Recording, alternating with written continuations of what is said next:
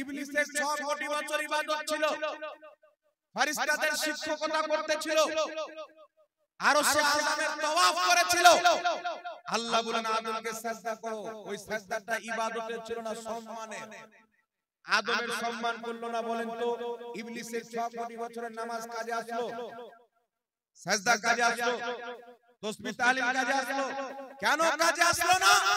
আল্লাহ পাক তাকে মুরতাদ এবং কাফির বলে ঘোষণা করে দিলেন আর জানিয়ে দিলেন তোমার নামাজ যতই থাকুক, রোজা যতই থাকুক, হজ যতই থাকুক, যাকাত যতই থাকুক, যদি তোমার অন্তরে নবীর আদব না থাকে, আকীদা যদি ঠিক না থাকে, তোমার নামাজ রোজা কোনো কাজে আসবে না, কোনো কাজে। আজকে আকীদা ঠিক নাই, কিছু মার্কেটে মৌলবি বেরিয়েছে বলে কিয়াম করা যাবে। আচ্ছা বলেন তো বাবা, এই যে কিয়াম আমরা করি বা কেউ করে, এই কিয়ামটা নিজের বাবার জন্য করে না নবীর জন্য করে? কথা বলেন, কার জন্য করে? আমি যদি বলি যে আমার বাবার জন্য, সবাই দাঁড়াবেন? কার জন্য করে? এই কিয়াম নবীর জন্য করে। আর পৃথিবীতে এমন কোন মায়ের লাল, এমন কোন মৌলবি জন্মগ্রহণ করেনি আর কিয়ামতের সকাল পর্যন্ত জন্মগ্রহণ করবে না যে কিয়াম করাকে বিদআত বা নাজায়েজ প্রমাণ করে। কিয়ামত পর্যন্ত পাবে না মুসলমান। যদি কোনো মৌলবি বলে কিয়াম করা যাবে না, এই মৌলবি হচ্ছে গাদ্দার, এই মৌলবি হচ্ছে ধোঁকাবাজ, এই মৌলবি হচ্ছে বেঈমান, মানুষের ঈমান চুরি করার জন্য বক্তব্য রাখে, হেদায়েতের জন্য। তবে বর্তমানে কিছু মৌলবি বেরিয়েছে, বর্তমানে একটা পোল্ট্রি মুরগি বেরিয়েছে, আপনারা দেখেছেন? মাথা দেখবেন মানুষের আর ধড়টা দেখবেন হাত দিয়ে ছুঁড়ে, এরকম মৌলবি বেরিয়েছে। হারাম খেয়ে খেয়ে আপনার পেটকে এত বড় করে নিয়েছে, পেট আর মানুষের হয়ে নাই, গরু ছাগলের পেট হয়ে গেছে। এই লোক বলছে আমার কাছে কিয়াম করা হারাম। আচ্ছা বলেন তো বাবা, কবরের কাছে কিয়াম করা হারাম হবে না কোরআন হাদিসে হবে? কথা বলেন। আমি যদি বলি আমার কাছে ওর জালসা শোনা হারাম, তো আমার কাছে বলতে হবে না, কোরআন হাদিস থেকে দলিল দিতে হবে? একটু জোরে বলেন। কোরআন হাদিস থেকে দলিল দিতে হবে না? আর বিনা দলিলে বলছে হারাম, ও জাহান্নামে যাবে, ওর কথা যারা শুনবে তারাও জাহান্নামে যাবে। উটপাটাং ফাতওয়া চলবে না, দলিল দিতে হবে। আর যেই মৌলবি বলেছে আমি যদি তার আকাবিরের কিতাব থেকে কিয়াম করাকে সওয়াবের কাজ প্রমাণ না করতে পারি, যেটা চোরের শাস্তি সেটা আমার শাস্তি হবে। এই পৃথিবীর মুসলমান কিয়াম করা জায়েজ কি না জায়েজ শুনে কয়েকটি হাদিস আমি আপনার সম্মুখে পেশ করি। হাদিস হচ্ছে, কিতাবটার নাম আবু দাউদ শরীফ, নামটা শুনেছেন না? 6টি সহিহ সিত্তার কিতাব, এই কিতাব থেকে রেফারেন্স দিচ্ছি, অন্য কিতাব থেকে দিচ্ছি না। শুনেন, আবু দাউদ শরীফের মধ্যে হাদিস, হাদিসটির সনদ হচ্ছে সহিহ। নাসিরউদ্দিন আলবানী হাদিসটিকে সহিহ বলেছেন, ইমাম মিবানী সহিহ বলেছেন, ইমাম মুনজিরি সহিহ বলেছেন, একাধিক ইমামগণ হাদিসটিকে সহিহ বলেছেন। আল্লাহর নবীর সাহাবী বলছেন, নবী পাকের নিকটে যখন হযরতে ফাতেমা আসতেন, হযরতে ফাতেমাকে দেখতেন তো নবী পাক দাঁড়িয়ে যেতেন, আর নবীর দরবারে যখন হযরতে ফাতেমা যেতেন তো হযরতে ফাতেমাকে দেখে আমাদের নবী দাঁড়িয়ে যেতেন। সুবহানাল্লাহ। নবী যখন মা ফাতেমার বাড়ি আসতেন, মা ফাতেমা দাঁড়িয়ে যেতেন, আর মা ফাতেমা যখন নবীর বাড়ি যেতেন, নবী পাক দাঁড়িয়ে যেতেন। নবীর হাতকে মা ফাতেমা চুমুন দিতেন, হযরতে মা ফাতেমার পেশানিকে নবী পাক চুমুন দিতেন। এখন এমন গোমরাহিয়াত আম হয়ে গেছে, এমন মৌলবি বের হচ্ছে বলছে ফাতেমাকে মা বলা যাবে না। শুনেছেন না আপনারা? ওই যে মা ফাতেমা বলা যাবে না, কেন বলা যাবে না? বলতে হযরতে মা ফাতেমা ইনি হচ্ছেন হযরতে খাদিজা কুবরা রাদিয়াল্লাহু তাআলা আনহা, নবী পাকের স্ত্রী মেয়ে। নাকি বলেন? হযরতে খাদিজা নবীর স্ত্রী, আর নবীর স্ত্রী উম্মাহাতুল মুমিনিন, প্রত্যেক মুমিনের মা। আর হযরতে ফাতেমা হচ্ছে হযরতে খাদিজার মেয়ে। তো মায়ের মেয়ে মা কি করে হয়? বোন হবে। যুক্তিটা তো ঠিক মনে হচ্ছে কিছুক্ষণের জন্য। আপনার ব্রেন তো বলছে যে না ঠিকই তো, নবীর স্ত্রী আমাদের মা, তো নবীর স্ত্রীর মেয়ে আমাদের মা কি করে হবে? বোন হবে। তো কুরআন হাদিসের মধ্যে কি আছে? কুল্লু মুমিনিন ইখওয়া, প্রত্যেক মুমিন ভাই। প্রত্যেক মুমিন ভাই। আপনাকে যদি জিজ্ঞাসা করি যেই মৌলবি বলছে মা ফাতেমা বলা যাবে না, এই যুক্তি দিয়ে যেটা বয়ান করলাম, ওই মৌলবিকে বলেন প্রত্যেক ঈমানদার ভাই। তোমার বাপ ঈমানদার কি ঈমানদার নয়? বলো হ্যাঁ ঈমানদার। তুমি ঈমানদার কি ঈমানদার নয়? বলো আমিও ঈমানদার। তুমি আর তোমার বাপ তাহলে ভাই হয়ে গেলে, তোমার মাকে ভাবি বলো মা বলিও না, নাকি বলে? তার যুক্তি যদি নেওয়া যায় তাহলে বড় বাবার স্ত্রীকে মা বলা যাবে না, ভাবি বলতে হবে। এইগুলো হচ্ছে গাধা মৌলবি, শয়তানি প্যাঁচ লাগিয়ে মানুষের ঈমানকে নষ্ট করবে। এইজন্য পৃথিবীর মুসলমান নবীর সম্মানে ফাতেমা দাঁড়িয়েছে, মা ফাতেমার সম্মানে নবী দাঁড়িয়েছে। আমার নবী মুস্তাফা যদি নিজের উম্মতের সম্মানে দাঁড়াতে পারে, তাহলে নবীর সম্মানে দাঁড়ালে কি সমস্যা আছে? এই সমস্যা হবে? তারপরে শুনেন, আল্লাহর নবী তো দাঁড়িয়েছে, আমার নবী কি পারমিশন দিয়েছে? কিতাবটির নাম মিশকাতুল মাসাবি, বাবু মা জাআ ফিল কিয়াম। এই অধ্যায়ের মধ্যে হাদিস, আল্লাহর নবী সাহাবী বলছেন, আমরা নবীর মজলিসে বসে থাকতাম, বসে আলোচনা শুনতাম। যখন মজলিস শেষ হতো আল্লাহর নবী উঠে যেতে লাগতেন। সাহাবা বলছেন কুমনা কিয়ামা, তখন মজলিস শেষে আমরা সবাই নবীর সম্মানে দাঁড়িয়ে যেতাম। কতক্ষণ পর্যন্ত দাঁড়িয়ে থাকতাম? যতক্ষণ পর্যন্ত আল্লাহর নবী নিজের স্ত্রীগণের মধ্যে কোন একজনের হুজরাতে না প্রবেশ করতেন, আমরা সবাই দাঁড়িয়ে থাকতাম। জোরে বলেন সুবহানাল্লাহ। তো সাহাবা নবীর সম্মানে দীর্ঘ সময় দাঁড়িয়ে থেকেছে। তারপরে চলে আসেন জিয়াদুল ইসলাম সহিহুল বুখারী, বুখারী শরীফের মধ্যে হাদিস, বাবুল কিয়াম, কিয়ামের অধ্যায়ের মধ্যে হাদিস। আল্লাহর নবী সাল্লাল্লাহু আলাইহি সাল্লাম অসংখ্য সাহাবায়ে কেরামের একজন সাহাবীকে সরদার বানালেন। সব সাহাবা বসে আছেন, আল্লাহর নবী বসে আছেন। ওই সাহাবী যিনাকে আমাদের নবী দলের লিডার বানিয়েছিলেন, সরদার বানিয়েছিলেন, তিনি সাওয়ারিতে চেপে আসলেন।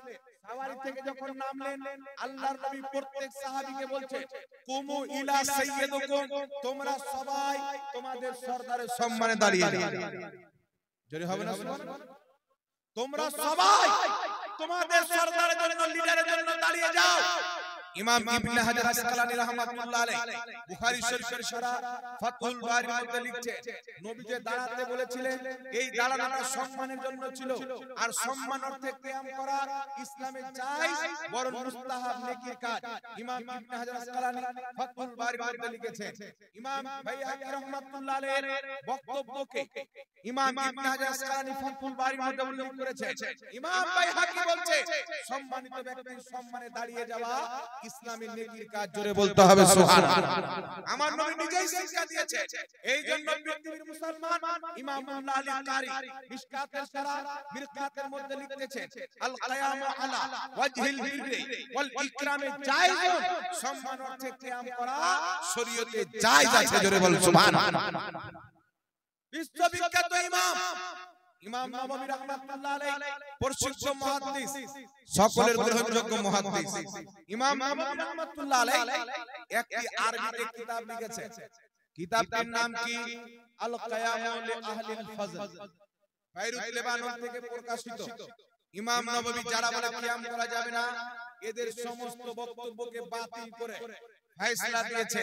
নবী উম্মতের সম্মানে দাঁড়িয়েছে, উম্মত নবীর সম্মানে দাঁড়াবে, এতে কোনো রকমের কোনো সমস্যা নাই। সুতরাং সম্মান অর্থে যে কিয়াম উম্মত করে, এই কিয়াম করা জায়েজ আছে। জোরে বলেন সুবহানাল্লাহ। শেখ আব্দুল হক মুহাদ্দিস দেহলভী রাহমাতুল্লাহ আলাইহি নিজের কিতাব মাদারিজুন, নিজের কিতাব আখবারুল আখিয়ারের মধ্যে লিখতেছে যে যারা আল্লাহর নবীর সম্মানে দাঁড়িয়ে সবাই মিলে কিয়াম অবস্থায় সালাত ও সালাম পাঠ করে, ইয়া নবী সালামুন আলাইকা, আমরা যে পাঠ করি, শেখ আব্দুল হক মুহাদ্দিস দেহলভী বলছেন, আমি নিজেই পাঠ করি এবং এই কিয়াম দুরূদ করে তার ওসিলায় দোয়া করলে কোনদিন দোয়া ফিরবে না। হযরত আব্দুল হক মুহাদ্দিস দেহলভী বলছেন, ইয়া রাব্বুল আলামিন, সমস্ত আমলের মধ্যে ত্রুটি থাকতে পারে, কিন্তু তোমার নবীর মহব্বতে দাঁড়িয়ে যে সালাম করা হয়, এই সালামের মধ্যে কোন রকমের কোন ত্রুটি নাই। জোরে বলেন সুবহানাল্লাহ। এই সালামের মধ্যে কোন ত্রুটি নাই। এবার আপনারা বলেন বাবা, যে বড় বড় মুহাদ্দিসিন বলছেন কিয়াম করা যায়, আর এখন কোন গুরুতর মুর্শিদ এসে যদি বলে কিয়াম করা যাবে না, তাহলে সেই ব্যক্তির বক্তব্য কি গ্রহণ করা যাবে? কথা বলে, তার কথা মানলে ঈমানটা বাঁচবে, কোন মতে ঈমান বাঁচবে না। বড় বড় ইমাম মুহাদ্দিসিনগণ নিজের কিতাবের মধ্যে লিখেছে, খাস করে ইমাম আপনার হালবি রাহমাতুল্লাহ আলাইহি সিরাতে হালবিয়া 3 খণ্ডে বিভক্ত, বাইরুত লেবানন থেকে প্রকাশিত। সেই কিতাবের প্রথম খণ্ডের 123 নম্বর পৃষ্ঠার মধ্যে লিখেছে, যুগ যুগ থেকে মুসলমান কিয়াম করে, এই কিয়াম করা মুস্তাহাব নেকির কাজ, সওয়াবের কাজ। দেওবন্দীদের লেখা কিতাব আল মুহান্নাদ আলাল মুফান্নাদ 71 নম্বর পৃষ্ঠার মধ্যে লিখছে, সম্মান অর্থে মুসলমান নবীর সম্মানে কিয়াম করে, এই কিয়াম কোনো খারাপ জিনিস নয়, এই কিয়াম করাটা হচ্ছে নেকির কাজ। একটু জোরে বলতে হবে সুবহানাল্লাহ। সাহাবায়ে কেরাম দেখে দাঁড়িয়েছেন, আমরা না দেখে দাঁড়াই। সাহাবায়ে কেরাম দেখে নবীর প্রতি ঈমান এনেছেন, আমরা না দেখে ঈমান এনেছি। আর ইমাম কাজী আয়াত রাহমাতুল্লাহ আলাইহি শিফা শরীফের মধ্যে লিখছেন, যেইভাবে সাহাবায়ে কেরাম নবী মুস্তাফাকে দেখে সম্মান করেছেন, কিয়ামত পর্যন্ত একই ভাবে না দেখে সম্মান করা ইসলামে জায়েজ আছে। একটু জোরে বলতে হবে সুবহানাল্লাহ। এইজন্য বিরাদর ইসলাম, একমাত্র আহলে সুন্নাত ওয়াল জামাত, এটা হচ্ছে পুরাতন দল। অনেক ইংরেজদের টাকা নিয়ে, ইহুদির টাকা নিয়ে বিভিন্ন রকমের দলমত মার্কেটে বের হচ্ছে, মৌলবি বের হচ্ছে, টাকার জন্য, পয়সার জন্য কুরআন হাদিসকে উপেক্ষা করে নিজের মন গড়া ভাবনা দিয়ে মানুষের ঈমানকে নষ্ট করছে। এইজন্য এই ফিতনার কালে, ফিতনার টাইমে আমাদের ঈমানকে মজবুত রাখতে হবে, আহলে সুন্নাত ওয়াল জামাতের প্রতি কায়েম থাকতে হবে, পীর ওলিদের দামান ধরে থাকতে হবে। যদি কোনো মোল্লা বলে পীর মানা যাবে না, ওকে ধরবে, ধরার পরে বলে পীর যদি না মানে যেত তোকে কেন মানবো, না কি বলেন বাবা? কেউ যদি বলে পীর ওলি মানা যাবে না, মৌলবীকে ধরবে, দিয়ে বলবে যে পীর ওলি যদি না মানা যেত তোকে কেন মানবো, বলতে পারবে না? বলা যাবে? পীর ওলি না মানা যেত তোকে কেন মানবো, তোমার মতন মৌলবীকে বাদ দেব, আল্লাহর ওলিদের দরবার ছাড়বো না। জোরে বলেন সুবহানাল্লাহ। এইজন্য বিরাদর ইসলাম, কিয়াম করা হাজারো কিতাবের মধ্যে আছে, তার মধ্য থেকে কিছু কিতাব আপনাদের সম্মুখে আমি উপস্থাপন করে দিলাম। আল্লাহ পাক বুঝার তৌফিক দান করুক, সকলে বলুন আল্লাহুম্মা। কিয়াম না করলে ক্ষতি। আচ্ছা বলেন তো, আল্লাহ পাক বলছেন উসজুদু লি আদম, সমস্ত ফেরেশতাকে আল্লাহ বলছেন যে আদমকে সিজদা করো। জিবরাইল, মিকাইল, ইসরাফিল, ইসরাইল, যত আল্লাহর ফেরেশতা আছে, কেউ কি আকলে ছিল বাবা? সময় নিয়েছিল? আল্লাহ বলতে সিজদা করো, ফাটাক ঢুকে গেল। আকলে ছিল কে? ইবলিস। ইবলিস বলছিল কি সে কি সিজদা করত না? 6 কোটি বছর আল্লাহকে সিজদা করেছে, কিন্তু সে বলছে আল্লাহর ইবাদত তো করব, নামাজ তো পড়ব, সিজদা করব, তাসবিহ তাহলিল করব, সব করব, কিন্তু নবীর সম্মান আমার কাছ থেকে হবে না। ফেরেশতা বলছে আল্লাহর সম্মান তো করেছি, আল্লাহর ইবাদত তো করি, আল্লাহ যাদের সম্মান মহব্বত করতে বলবে আমরা তাদেরকে মহব্বত করব। ফেরেশতা ঝুঁকে গেল, ইবলিস ঝুঁকলো না। কি বুঝতে পারলে? যারা নবীর জন্য ফাটাক করে দাঁড়িয়ে যাবে, যাদের ঈমান মজবুত থাকবে, আর যাদের মধ্যে ইবলিসের সিফাত থাকবে দাঁড়াবে। এমনি দাঁড়াবে, বাপ দাদাকে দেখে, মাস্টার ডাক্তারকে দেখে, সেটা আলাদা ব্যাপার, কিন্তু রাসূলকে দেখে দাঁড়াবে না। কিন্তু আমার নবী কি করেছে? আমার নবী সর্বপ্রথম ওহী আসার পর বংশকে ডাক দিয়ে এলান করলেন যে আমি হচ্ছি আল্লাহর রাসূল, আল্লাহর রাসূল, মূর্তি পূজা বাদ দিয়ে এক আল্লাহর ইবাদত করো। আবু লাহাব নবীর জন্য বদদুয়া করে দিল। আল্লাহর নবী বসে আছেন, হযরত আবু বকর সিদ্দিক মক্কা থেকে সফর করে বাড়ি এসেছে। বাড়ি এসে বলছেন আমার নবী মুহাম্মদ রাসূলুল্লাহ কোথায়? তিনার ফ্যামিলির লোক বলছে নবী পাক মুখ পাহাড়ে আছে। হযরত আবু বকর সিদ্দিক যখন যেতে লাগলেন, হযরত আবু বকর সিদ্দিককে দেখে আমার নবী মুস্তাফা দাঁড়িয়ে গেলেন, দুই কদম আগে বেড়ে আবু বকর সিদ্দিককে কলিজাতে লাগিয়ে নিলেন। জোরে বলতে হবে সুবহানাল্লাহ। এই জন্য পৃথিবীর মুসলমান নবীর সম্মানে দাঁড়ানো হযরত ফাতেমার সুন্নাত, নবীর সম্মানে দাঁড়ানো ফেরেশতাদের সুন্নাত। এই জন্য যেই ব্যক্তি মুসলমান হবে, শুধু দাঁড়ানো কোন কথা, নবীর জন্য যদি গর্দান দিতে হয়, মুসলমান নিজের গর্দান দিয়ে। আরে গোপাল ভাড় মৌলবি, পোল্ট্রি মুরগি মৌলবি, খেয়ে খেয়ে ভুসের মতন হয়ে গেছে, এর মুখে কোনো লাগাম নাই। এই ধরনের মৌলবি, একে মৌলবি বলাটাই তো যায়। এ বলে দিচ্ছি যেন মানুষ চিনতে পারে। মাদ্রাসায় পড়তে গিয়ে ডাব চুরি করে, মোবাইল চুরি করে, মাছ চুরি করে খেয়েছে, তো যেই ব্যক্তি চুরি করেছে আবার বিদ্যা কখন অর্জন করবে? তো পড়ার জন্য ডাব চুরি করেছে, এখন মানুষের ঈমান চুরি করছে। এটাই হচ্ছে তার ধান্দা, এটাই হচ্ছে তার কাজ। এই জন্য এই ধরনের অভদ্র মৌলবি থেকে নিজের ঈমানকে বাঁচিয়ে রাখতে হবে। যারা সঠিক মশলা প্রদান করে, ওই আলিমের চেহারা দেখাও ইবাদত, তার জালসা শোনাও ইবাদত। আর যারা ভুলভাল মশলা বয়ান করে, তার জালসা শোনাও হারাম, তাকে দেখাটাও যায়। আল্লাহ পাক বুঝার তৌফিক দান করুক। এইবার চলে আসলাম বিরাদর ইসলাম।